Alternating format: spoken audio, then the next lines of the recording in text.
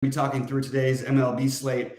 And it's funny because we haven't had, coming off the NBA finals, there was the last game last night. It was really enjoyable, but I always have this like feeling. I woke up like in a little bit of a better mood because it's not even that there's been that much NBA stuff to work on, but when the NBA season ends, I sort of like start to breathe a little bit, and I'm starting to plan trips, and we're going to come out to New York at some point and visit you guys, and gonna just to sort of feel like it's like a new thing over. Also, it was nice to end on a winning note. I cashed in all my big stuff last night, basketball and baseball. So I wanted to end on a winning note for basketball. I couldn't get the full win, but I had I had a really good lineup in the 555 that was looking great for a while. It just didn't quite win, but I think I finished 20 something. So I'm ready to get into today for baseball before I head to the Open tomorrow. Sheets, how was your night? And then let's talk about the slate. Yeah, I ended up the NBA season chopping the showdown on FanDuel with 742 million people. So that was Have you even played FanDuel Showdowns this year? I didn't even know you did that. I played like twice, and both times I chopped it. And both times I probably didn't make money. You know what I mean? It was like one of the, but it's a stupid thing to play. But it was like it's the NBA finals. I'm not passing it. And baseball wise, as I said, I did well in the ball four. I did well in a couple of them, but I scored I think 46 fantasy points in the mega eights, which is not usually good enough to win. So we'll do a little bit better today. There's some really good hitting targets, meaning like pitchers to go after. It's a question of which you like the most, and there's quite a few pitching options to take as well. So it's a big old slate, which I'm presuming the Cubs game is out. And for the purposes of this discussion, I'm going to presume it's out. And there's a couple of games with mild weather concerns, but overall, it's a big old slate. And and we'll get to one of the games that I have particular interest in pretty soon, actually. Okay, perfect. So let's get going game by game here. Yeah, we it's nice to have a nice big slate after the sort of smaller one last night, but I think it's going to be a tough slate. So Toronto, Baltimore. Okay, so I'm just going to point this out that no one will play Chris Bassett, and Chris Bassett has been just awesome his last couple starts. He's actually, out of his last 6 starts, he scored over 26 5 times. 5 out of his last 7. He's put up 35 and 42 in that period of time, and that was against Atlanta. I think this is right off the bat a really interesting pivot off of what people are going to do today. And I will. I mentioned it last time. I didn't end up playing much of him, and this time. I'm actually thinking I might play some. Look, there's other options everybody's going to go with, but you're going to get a 2% owned guy who's actually been the best of these guys. So I'm in on Bassett a little bit, and I have a little interest in Toronto, but probably not going to end up there by the end of the day. Yeah, so I'm not quite getting to Bassett. I have a bunch of other guys I prefer. As far as the hitting goes, I actually do have Toronto rated pretty high, both on DraftKings and on FanDuel. And again, I'm going to probably play both tonight. DraftKings and FanDuel. I have Toronto rated number 2 overall, but not considering price or anything like that, or even ownership. But I do have Toronto as one of the teams that I think can do well. But there are other teams with better matchups. Like for example, like Kramer, considering some of the other pitchers we can go after, is like much better than these other pitchers. Right. But Toronto is a good par. Toronto can hit the ball really well. I'm keeping them in play. So that's pretty much all I have. Yeah. And for what it's worth, it's a nice hitting day there. So Sheets, why don't you start off the next one real quick? I'm just going to take a quick look at something. Yeah, so the aforementioned 46 fantasy points in my lineup from yesterday was no thanks to the Red Sox, which was my 5-man stack against leader of the free world, Seabold. And they get another chance to get to try to attack the next leader of the free world, Chase Anderson, who did pretty well in his last start, if I'm not mistaken. But nonetheless, Boston still rates really high on both DraftKings and FanDuel. Interesting is the Cutter Crawford. I'm not getting to him, but listen, I mean, whenever you have Colorado on the road, it's worth considering. I just didn't quite get to him. But I'll be interested to know if you like any Cutter Crawford or anything other than what I just said. Red Sox hitting and maybe Cutter Crawford. Yeah, I mean everything's fine. I think Chase Anderson is as much in play as Cutter Crawford is. Like, could be. I mean, we haven't seen Chase Anderson hasn't been lit up. I don't think this entire season. I don't think he's given up more than 3 runs in the game. This is one of those spots that everybody likes to think is the right thing, and the total's huge. It's ugly weather. I don't know why. I just feel like this is something I should probably stay away from on this slate. I don't particularly. Colorado has a bad bullpen. Boston's low owned enough to where I guess they can make the list. But if this was last night, I would just say, and I didn't play Boston last night very much, but I would just say this. I would actually rate this to be a really bad play as the kind of chalk that they were last night. Because they're not chalky, it's okay. But I don't think it's some sort of a great play. And I just think people are going to realize as the season goes on, this offense, while they're better at home, and that's another reason I came off of them last night. It was because Yoshida was out of the lineup. They just don't have that many really good hitters. They're just a good offense, and when they're at home, they're fine enough. But anyway, all this is I'm going on too long, but I am probably going to fade the Red Sox. I did think they'd be more popular, so I might have to reevaluate a little bit. And they are cheap in some spots, so I don't know. I'll revisit that one at 6 because I really didn't want to play a chalky Red Sox, but it looks like they're not going to be that popular as of right now. So as you know, as everybody knows, well, not everybody, but a lot of people know, I've been going through a lot of stuff family wise last seems like forever, a month and a half, and so I've been going back and forth to the hospital the last 3.5 weeks now, and we're looking.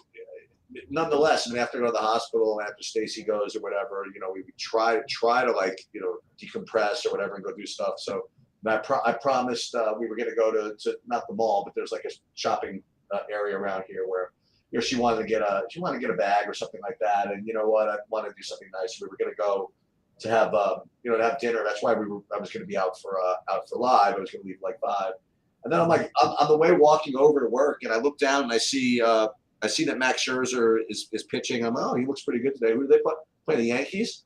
And I look at the weather. It's freaking beautiful out. And I text Stacy. I'm like, Stacy, any interest in going to the game tonight? She goes, absolutely. So we are going to the game tonight. So we will be there. Oh, beautiful. We will be there to be playing Max Scherzer as my top owned pitcher. That's what's going to happen. Nonetheless, I do have him and one other guy rated as my top 2 options anyway. And I'm not getting into either the hitting. I'm sort of interested in your take on Severino on the other side at 7,100, but definitely going to play Scherzer and no hitting. By the way, it's 1,000,000 degrees out. It won't be 80 tonight, but it'll be certainly good hitting weather. Right. I went and I looked to see.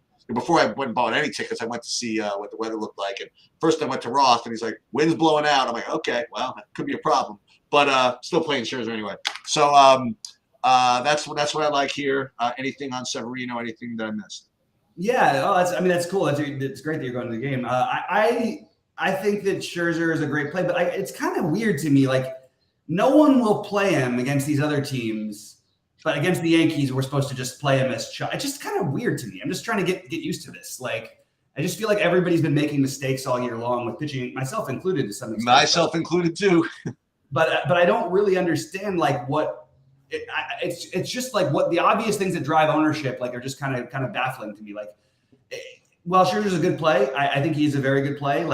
It's not like this offense is full of duds, and that if he ends up 40 or 50% owned, I think that it's probably okay to look at some pivots, and I include Bassett as one of them. I think Severino's in play.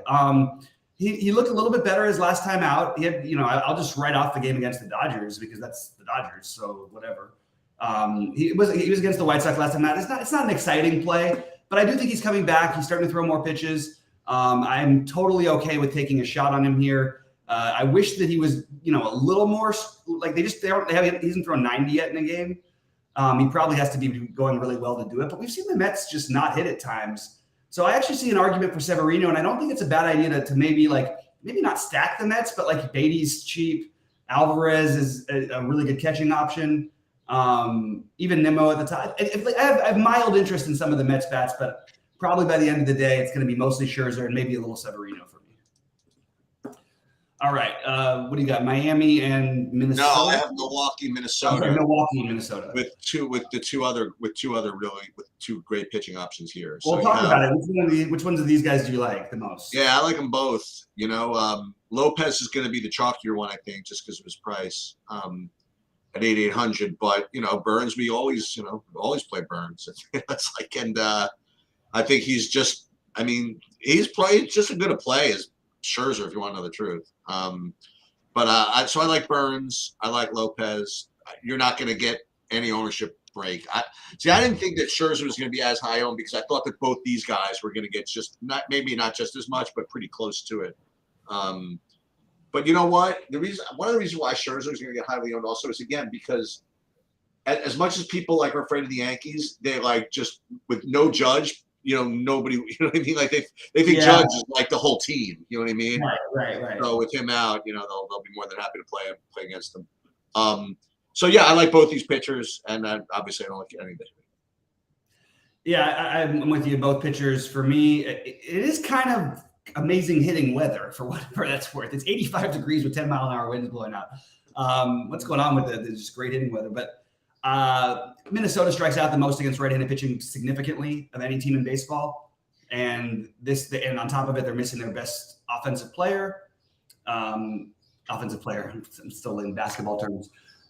So yeah, I like both pitchers. It's a little bit, again, it's a good hitting weather, but I think both of these guys are right near the top, and I think it's close between them and Scherzer, and that's probably why the other guys will be forgotten about. But I'm still going to throw in the these guys are all better than Bassett, but it's probably worth considering a little bit of a Bassett pivot in a few lineups.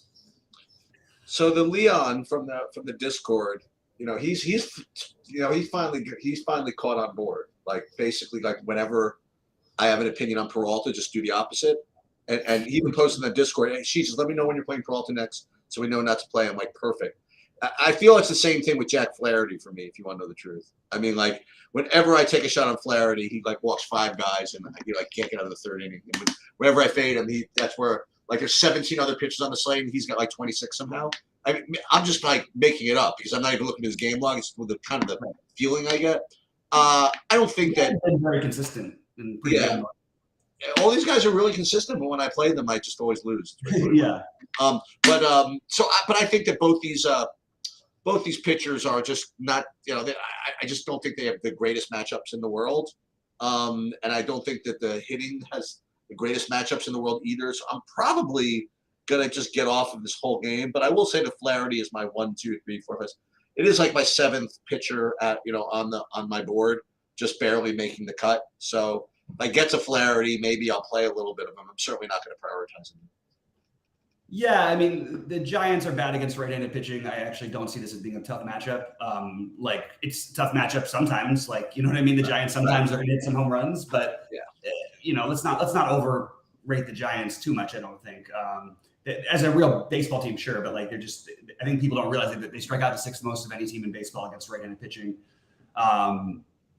I actually think that, you know, if you wanted to get weird, I don't think Alex Cobb is that crazy. Good against righties, and he was a righty-dominant lineup. It is another great hitting weather day, 80 degrees, wind blowing out. I think that's probably going to be enough to keep me off these guys. Yeah. But I think Flaherty is a completely reasonable guy to take a shot on. I would lean Flaherty over Cobb given the matchups, but initially I was thinking about playing some Cobb. Now I'm sort of off of it. All right. What do you have next? The Cubs or the? No, I have Angels, Texas, and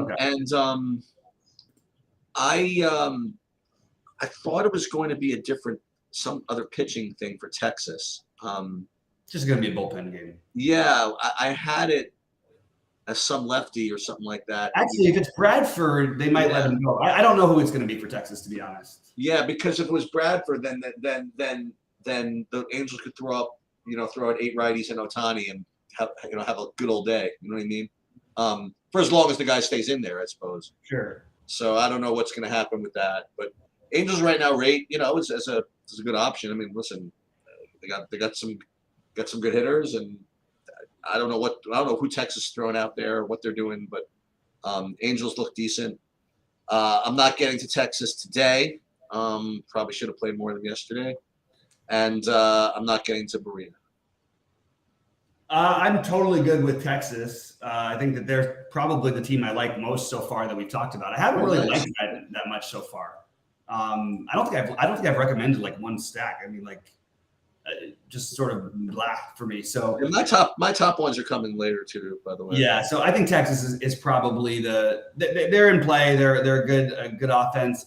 Berea's been much better for what it's worth, and then we just have to see who's pitching for Texas. Like, I don't know how to analyze the game without knowing who's pitching. I'll take a look before we go live later, see if the roof's open.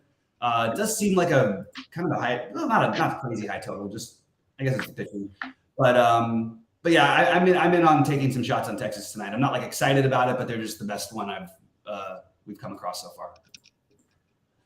All right, next up you have I have the Cubs. It's currently like rated as red, so I mean I'm probably should just avoid it. I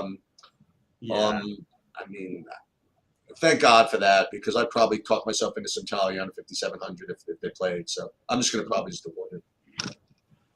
Yeah, I would be all over Pittsburgh probably if they played. Same thing. I don't think people realize, by the way, I just want to take a sec. Like, I really like this Pittsburgh offense. Like, oh yeah, I mean, but I mean, it did. This is a team that like nobody thought anything of, and they lose their best player or the guy who's supposed to be their best player like in the second week of the season, and all they do is just hit. Really like that team. So not today, but we'll find another time for them. All right, Cincinnati, KC, start us off, Sheets. All right, so the next couple of games are interesting. So you got Williamson and Lyles in this game. The only thing that's, I don't know what the total is, but the only thing that's probably keeping it under 12 is that it's in KC and not Cincinnati. Both of these hittings, both sets of bats are very, very much in play. Kansas City, you have two guys over 5K and everybody else basically free. And Cincinnati's play is up against Jordan Lyles. So both these teams are in play. You could game stack this and hope the Kansas City ballpark cooperates tonight. And that's pretty much all I have. Okay, so I do like the hitting in this game, both sides, as you said, but I actually think you should play some Jordan Lyles. Look, this is coming from the guy who's one of my favorite guys to stack against, one of my favorite guys to pick on. And don't get me wrong, I'm going to pick on him tonight too. But I will take some shots against Cincinnati on the road. They're really just a much, much worse offensive team on the road, and that makes sense. They play in Cincinnati. They're basically the 10th highest strikeout team against righties, so nothing crazy. But 5,500 is something for a guy with a total leash. He only had 2 strikeouts his last outing, so he pitched 7 innings. But he's got a leash, 20 fantasy points.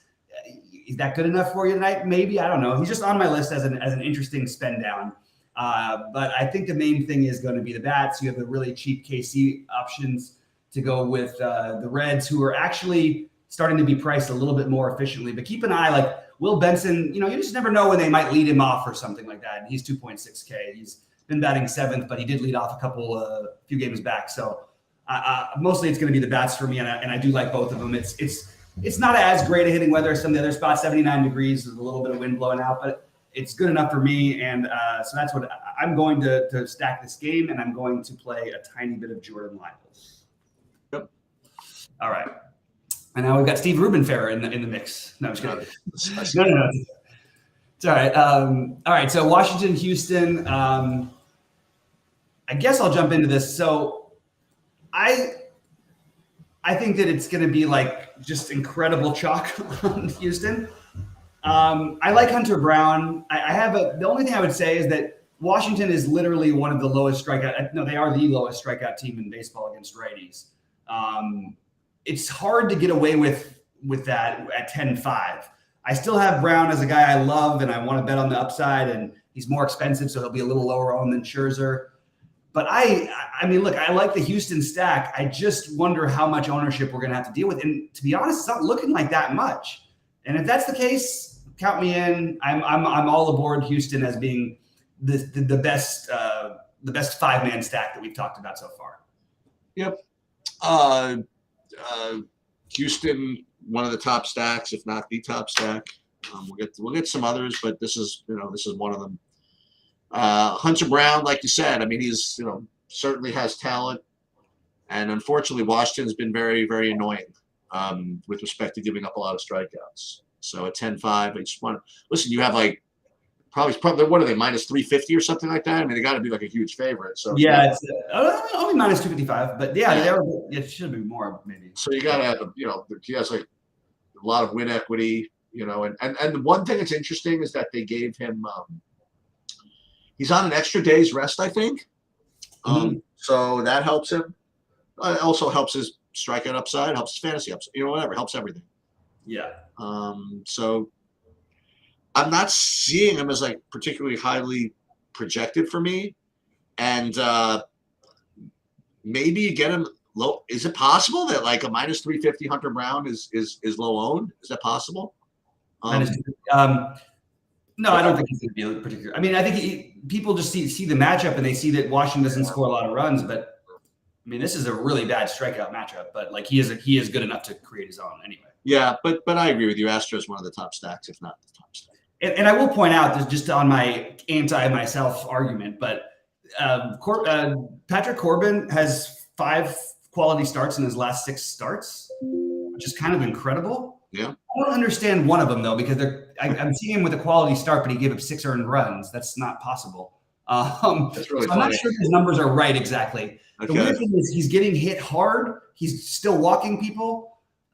He's given up home runs, and you can always run on him. I don't know why he's been getting away with it as much as he has.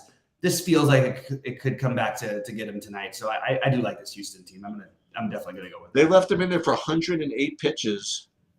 He pitches in that game. He gave up 6 runs and he got a win. How do you like that? 6 runs in the win. Huh. Yeah, that's weird. The quality start thing is definitely a little off. I don't know how that's a quality start, but okay. All right.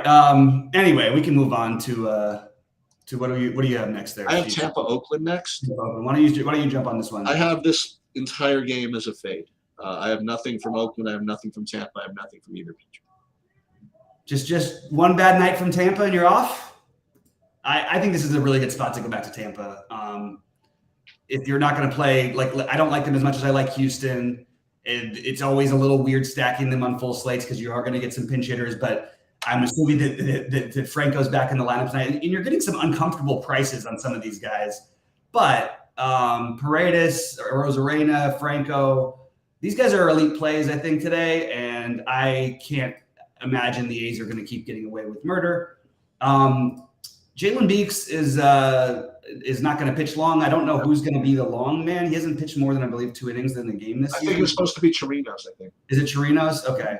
I don't think there's anything wrong with playing the cheap A's. I'm going to say that every single day because what I love about these A's is they have a little bit of power and they love to run. So you can get a 2,600 Laureano and basically he's going to take a shot if he gets on first to steal a base once Beeks is out. I mean, I don't know if maybe he'll do it against the lefty too. I don't know.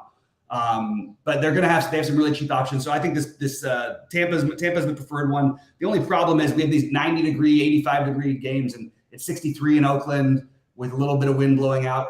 I believe this is the game, by the way, Sheets, where they're going to do. I read this thing that they were going to do a reverse, somehow they're giving away a bunch of tickets and they're trying to get everybody. I don't know if they're trying to petition them to keep the team in Oakland. Or just it's like a reverse protest or something like that. I don't know if this is the night for it, but I just wanted to throw that out. What are you talking about? They're doing a reverse protest in Oakland about them moving the team. So but I don't know why they called it a reverse protest because they're all going to the game. They're having all the fans go to the game. I don't remember too much about it, actually, to be honest with you. But okay. I'll tell you this. I mean, I saw a few batters from the Oakland game yesterday. There is nobody in that stadium. I bet you there's going to be, they're going to have a sellout soon because I think this might be the night. I'm not 100% sure though. That's interesting. But I did read that on Instagram. All right. Why don't you start off talking about Kirby and the next one? All I got to say is, ouch, look at the Kirby whipsaw here. You have last start, he got obliterated. The game before that, like just Cy Young Award winner. Game before that, obliterated. But for the most part, he's been pretty good. I have him as a marginal secondary play. Probably going to be. I mean, I don't say low. It should be lower owned. I have still 10-15%. I mean, listen, against Miami, he's probably going to get a little bit of ownership. I think it's pretty reasonable pivot. The other side of this game, the Cabrera. I want you to kind of talk to me about that one because I think you've had more. We've talked about him a little more often, but I mean, look, he's got some numbers. I mean, he's good. Every time I try to pitch anybody against Seattle, Luzardo got just lit up. I mean, like Seattle's good. So at least it seems that way. Well, yeah. But I don't know. Maybe Cabrera. I mean, 9,600. No one's doing that. Boy, that would be nasty. No, that's right. By the way, I think that Cabrera will get ownership. You think so? No, maybe with all these other guys. I don't know. Like, I don't know. There's a lot of hype around him in general. He's really talented, and he's got a massive ceiling. But is he the right play here? Seattle is one of the teams that struggles the most with right-handed pitching in baseball. 226 average with 6 most strikeouts in the league. I think both these guys are very strong options that are probably a little bit worse than the Burns, Scherzer, Lopez.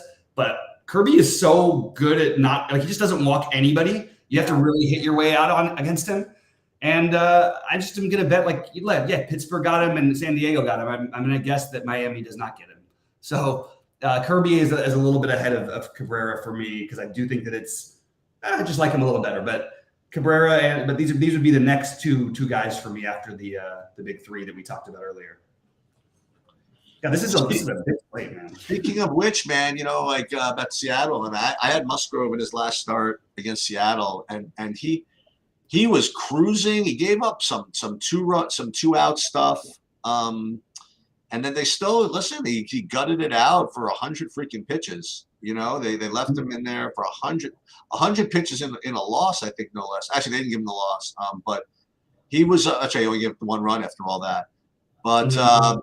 102 pitches out of him. That's I imagine that's the high for the year. Yeah, he's never been over 100. And Cleveland's not the greatest. I think it's going to be another one of those where I invent the idea that Musgrove is going to be a good pivot and he ends up 30% owned.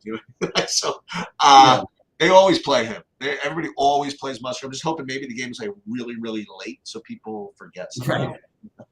But I do like him here. BB is just too big of a slate to play him at San Diego, I think. And I'm not getting into any of the Yeah, Musgrove is fine.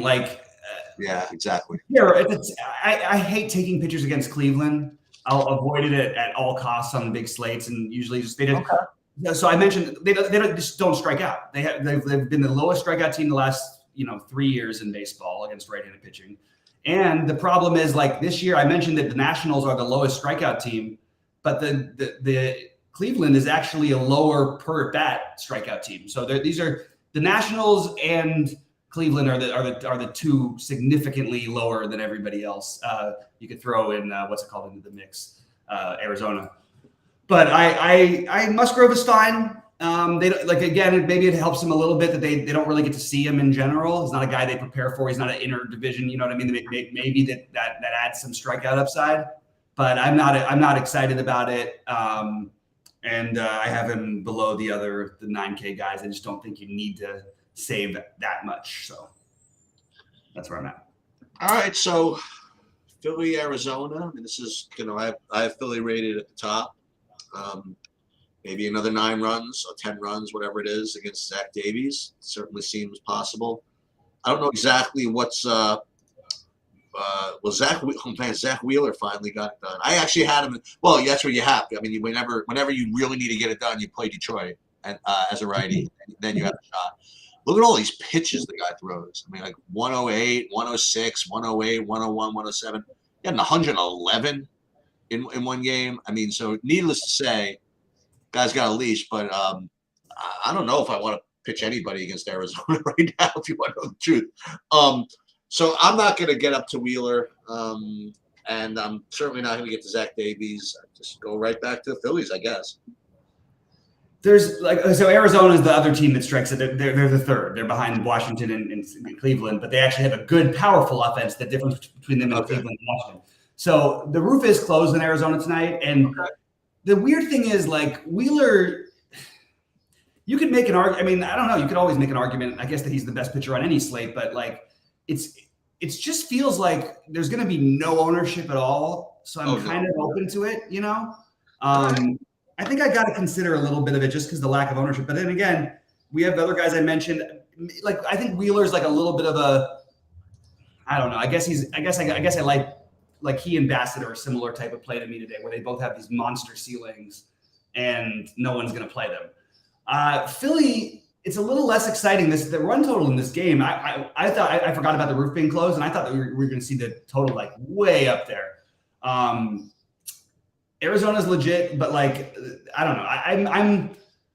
I'm open to the Phillies again. They're really expensive to be taking this big of a park downgrade against a guy who just kind of doesn't get rocked enough. You know what I mean? And doesn't give up a lot of home runs. Doesn't give up occasionally has the weird walk game, but mostly has reasonable control. I'm totally fine with the Phillies, but I just think I'd rather go other directions today, probably. So I thought a lot about this one because I did want to kind of go back to them, but I think I'm probably going to go elsewhere. If I end up with one Philly stack, don't hold it against me, though. All right, so I'll start with this last game, then you could wrap it up. So one of the good things about the new rules in baseball is the games kind of end. Yeah, but listen, the games are kind of moving along. So the Met game is going to be over at it should be over at like 10 o'clock. So, and assume we get like an Uber and it's like whatever, I'll be home by like 11 at the latest. So, I'm going to be rooting for some from Phillies. And I think I'm going to be rooting for some Dodgers too when I get home. Lynn is obviously a better pitcher than some of these pitchers that we're going against, but I don't know. Lynn can get lit up a little bit. Kind of like playing the Dodgers every once in a while against righties. I don't know. I'd love Corey Seager to still be there. That would be really, really nice. But me too. But yeah, I'm sure. But I have the Dodgers. First of all, I have the Dodgers rated in the top 5 on DraftKings. I have the Dodgers rated number 1 on FanDuel. If that means anything. So I'm going to take a shot. And the other thing is, boy, it's just too big of a slate. But boy, oh boy, like I got a good mind to play Gonsolin, just for funsies. So talk to me. Listen, you know Dodge better than everybody. I'll let you wrap this one up. Gonsolin looked just absolutely one of the worst starts I've ever seen him pitch the other day in Cincinnati. He looked awful. He had no control, and he was just terrible. It is the White Sox, so I'm more open to it. But I just think there's better plays to make on this slate. There are definitely better plays to make. I just think that it's going to be hard for me to get there. Okay. I'm with you a little bit on the Dodgers though, because Lance Lynn, he's been running into some issues, and if he's another one who usually has good control. Well, it hasn't been good lately. He's been giving up a lot of hard contact, a lot of power. Yeah, why not the Dodgers? It is only 65 degrees, slight wind blowing out, nothing really there. But these Dodgers this is a powerful lineup, man, especially 1 through 5. So I'm okay with it. They're expensive. I think they're a little better than the Phillies are today, but I think that there's also a chance that Lance Lynn goes out there and I don't know. They don't get to face him, which makes me like them a little bit less. But yeah, I think the Dodgers would probably be. I think they'd probably be 5th for me if I was ranking teams today. So who's your top one? Houston? My top stacks are Houston, Tampa Bay, and then the Cincinnati KC game. Okay. My top pitchers are in no order: Scherzer, Burns, Lopez, and Kirby. And then I'm also open to Cabrera, Musgrove, Wheeler, Bassett, Severino. Those are my pivot and the Flaherty. There's a lot of pivot guys, and even Jordan Lyles. So, and then I guess you could throw Hunter Brown in that mix. It's a really interesting pitching slate if you want to make it that way. The conservative route will be to play, I think, Scherzer and Lopez probably is your cash game build. But I think you could make any of these other plays because all of these guys have ceilings. It's a very interesting pitching slate, if nothing else. And so I've got it Houston, Tampa Bay, Cincinnati, KC, and then Texas and the Dodgers in sort of the same same realm. All right, you gonna do a build? Just like we usually do. Let me run a Saber sim. Is there any? By the way, I opened up my big map of playing on FanDuel. Is there anything good to play on FanDuel? If not, I'm probably not going to do it. It has to be, right? It's a 14-game slate. What? Are there good contests today? Yeah, on FanDuel, yeah, there's a 222. Okay. Oh, nice. So, all right, yeah. so we're gonna upload the projections here onto Saber Sim, and let's just see. We built 150. What we would get. I guess Scherzer Lopez combinations, right? That's going to be my guess. Scherzer Lopez with I don't know, a lot of KC. That's going to be my prediction. What are you thinking? Scherzer, what did you say? Scherzer and KC? I say Scherzer Lopez and KC is what SaberSim is going to get. You know it better than I do. So yeah, I don't know. Sometimes it's in a mood. You know what I mean? Like, yeah, I think that sounds about right. So that is correct. Scherzer and Lopez, as far as pitching goes, take a look. Scherzer 43%, Lopez, and then Musgrove, big surprise, and then Jordan Lyles 18% next. It's got Talion in. So as far as team stack goes, Toronto #1, interesting. Toronto, then Philly, Cincinnati, Houston, Angels, a lot of the teams that we've been mentioning. But really not much KC, which is because you know what? Because you probably don't need to play them, I don't think. Let me just see what the 5-mans would be like. Philly would be most of the 5-mans would be Philly. No Dodgers, I guess, because they're expensive, huh? It's weird. Yeah, I think it's because they're so expensive. Okay. All right. Well, that's pretty much all I got. Anything different on FanDuel? So on FanDuel, for me, I have Scherzer #1. And then, again, I have the Dodgers, Philly, Boston, Toronto as the top 4 over there. And you look at FanDuel, anything different over there for you? No, I haven't gotten to that part yet. Okay. But we'll catch on live. All right, guys. I'll see you at 6 Eastern. And Sheets, enjoy the game tonight. Yeah. So we're going to fire up golf in like 2 minutes, whenever. Yep. Sounds good. Look, yeah.